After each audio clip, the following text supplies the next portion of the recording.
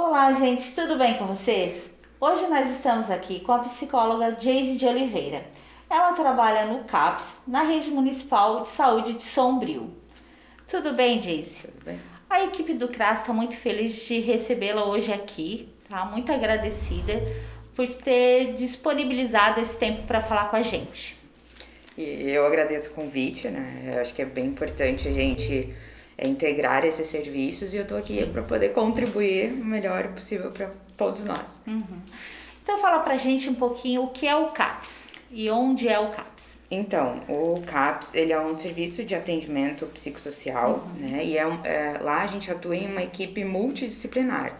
Temos psicólogos, temos psiquiatras, temos oficinas de artesanato, música. Então, assim, a gente atua em conjunto tentando oferecer um serviço de qualidade, né, a toda a população do município. A Geise veio nos falar um pouco sobre depressão pós-parto e baby blue. Como identificar a depressão pós-parto?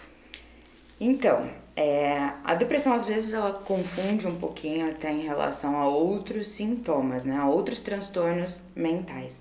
Mas assim, o que a gente precisa levar em consideração para identificar se realmente é um caso de depressão? Primeiro pelos sintomas e pelo tempo, pelo curso de tempo desses sintomas, né? Então assim, aquela, né, mãe, assim, no início, nas primeiras semanas ali, a gente precisa ter alguns sintomas específicos e persistentes, ou seja, sintomas como desânimo, diminuição de apetite, dificuldade com sono, sentimentos de culpa, medo de machucar o bebê, pensamentos suicidas. E isso precisa ter no mínimo 2 semanas dessa persistência de sintomas para a gente conseguir identificar como uma depressão. O desânimo ele precisa ser o sintoma principal ao longo dessas 2 semanas, né? Então ele pode se iniciar ali a partir da primeira semana e ter essa persistência, tendo no mínimo 4 desses sintomas que eu citei anteriormente. E a gente já consegue categorizar como uma depressão pós-parto. E tem como identificar com antecedência? Então, assim, a antecedência a gente precisa levar em consideração o quê? O histórico familiar dessa mãe, se ela faz uso de substâncias psicoativas ou uso de drogas, álcool, enfim, se existe histórico, né, familiar ou até mesmo ela já passou por um quadro depressivo anteriormente ou algum outro transtorno mental, então ela já tem essa predisposição a desenvolver a depressão. E é muito importante, às vezes a gente considera que fazer o pré-natal seja só por conta de cuidados com o bebê, mas não, até mesmo naquela consulta pré-natal, numa conversa, muitas vezes o enfermeiro ou o médico, até mesmo o agente comunitário de saúde, ele pode estar prestando atenção nesses sinais que essa mãe está apresentando, né? Até mesmo assim, vamos considerar uma gestação indesejada, pode vir a desenvolver uma depressão no pós-parto, até sintomas que vão surgindo durante essa gravidez, uma tentativa de aborto ou uma gravidez na adolescência. Então, todos esses fatores a gente precisa levar em consideração que sim, futuramente ele pode vir a desenvolver um quadro, essa mãe, né, pode vir a desenvolver um quadro de depressão. Sim. Existe diferença entre baby blue e depressão pós-parto? Existe sim essa diferença. O Baby Blues é um quadro, né, específico e a depressão pós-parto é um transtorno de humor.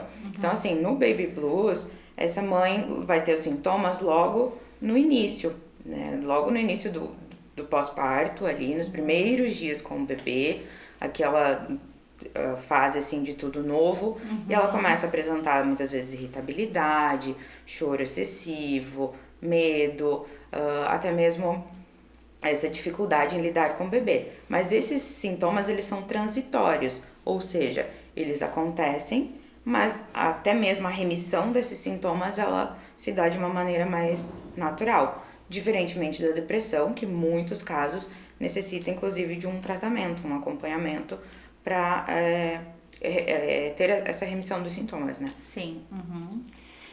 E como tratar? Bom, no caso do Baby Blues, muitas vezes, como eu falei, não necessariamente precisa de um tratamento, né? Com o tempo, aquela adaptação da mãe, conhecendo o bebê conhecendo a mãe, como é tudo novo, tem um sentimento, muitas vezes, de incapacidade. Será que eu vou dar conta desse bebê? Será que eu vou conseguir ser uma boa mãe? Enfim. Então, esses sintomas, eles acabam desaparecendo com o passar do tempo, das semanas, né?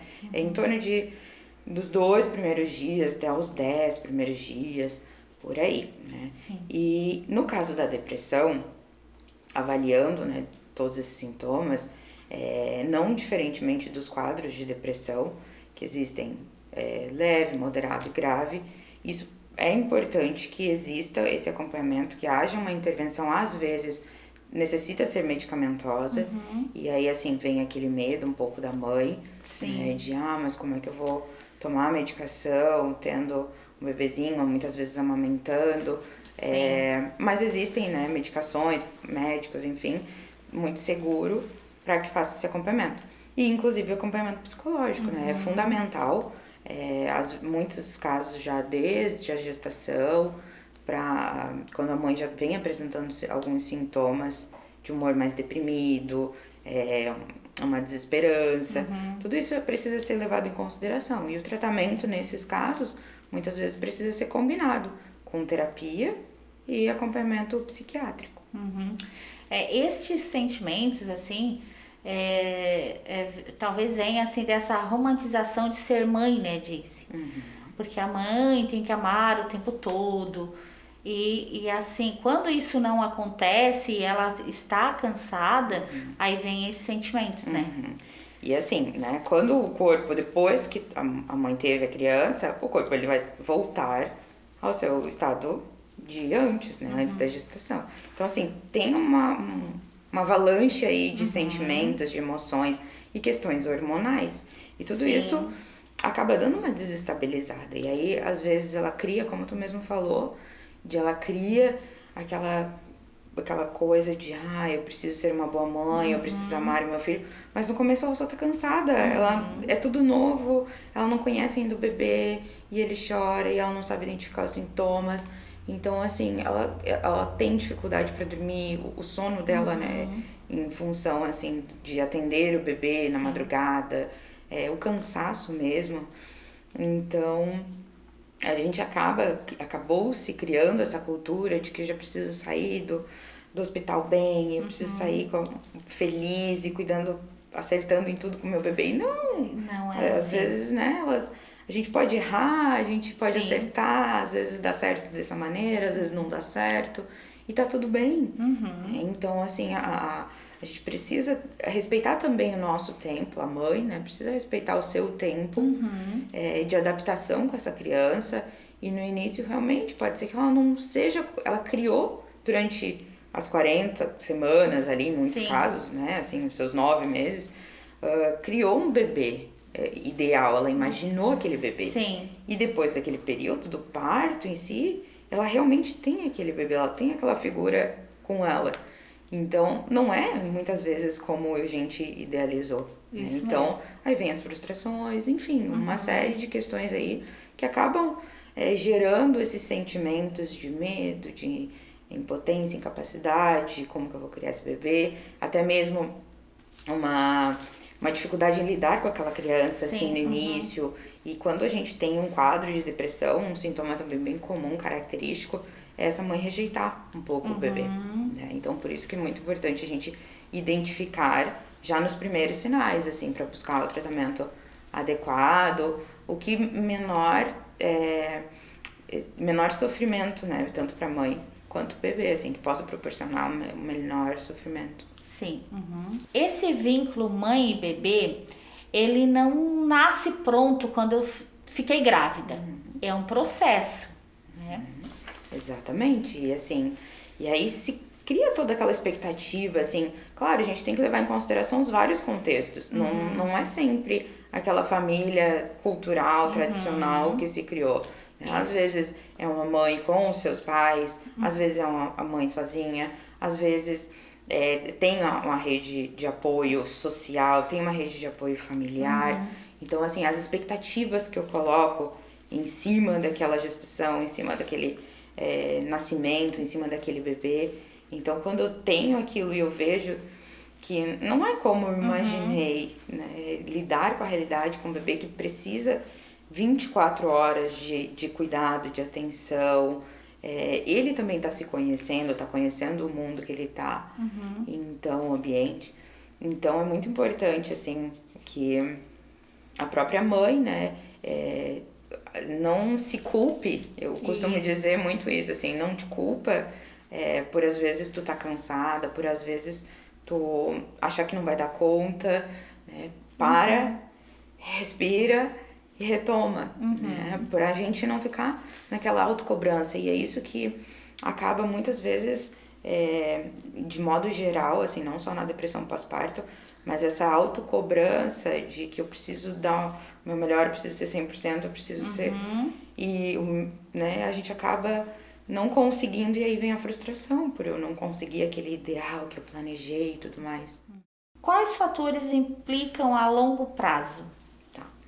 Assim, a gente sabe que o quê? O bebê, ele quer carinho, ele quer afeto, ele quer atenção. Quando essa mãe, ela tá adoecida e ela tá nesse processo, nesse quadro clínico de depressão, e tem esses sintomas, ela acaba não conseguindo. Sim. Ela acaba não conseguindo dar esse afeto, dar esse carinho. Muitas vezes ela acaba deixando que outras, se ela tem essa rede de apoio que pode ajudar ela no início, assim, nas primeiras semanas, ela acaba se isolando mais, deixando o bebê com o cuidador, com quem tá ali ajudando ela. Acaba não acontecendo esse vínculo mãe-bebê que é tão importante. Então, assim, a gente vê que muitas vezes, a longo prazo, isso influencia muito no desenvolvimento da criança. A criança, muitas vezes, pode vir a apresentar uma dificuldade de interação social, ou até mesmo comportamentos mais agressivos, quando ela já está na fase ali, na primeira infância. Então, talvez, em muitos casos, esses sejam os prejuízos dessa dificuldade, desse transtorno que acaba sendo desenvolvido após o nascimento do bebê, né? Então, a longo prazo, as crianças também apresentam sintomas, e até mesmo na vida adulta, em muitos casos, acontece de uma depressão também nessa criança, né? A longo prazo, na vida adulta. Chegamos ao final dessa entrevista. Queremos muito te agradecer, Geise, pelo teu tempo. A nossa conversa foi muito boa. Eu que agradeço a oportunidade, né, do CRAS, ceder esse espaço, estar falando a respeito de saúde mental, que é um coletivo, é uma junção de todos os serviços, e a gente precisa falar sobre saúde mental. Quanto mais a gente fala, mais pessoas a gente abrange, mais conhecimento se tem, e melhor, assim, mais pessoas chegam ao serviço para aliviar esse sofrimento emocional, né? Então nós, lá do CAPS, estamos também de portas abertas, agradecendo em nome de toda a equipe esse espaço para a gente falar sobre o assunto, e nós também estamos lá de portas abertas, né, para acolher quem estiver precisando. Certo, obrigada. Dúvidas sobre depressão pós-parto? Procure sua unidade de saúde. Até o próximo vídeo.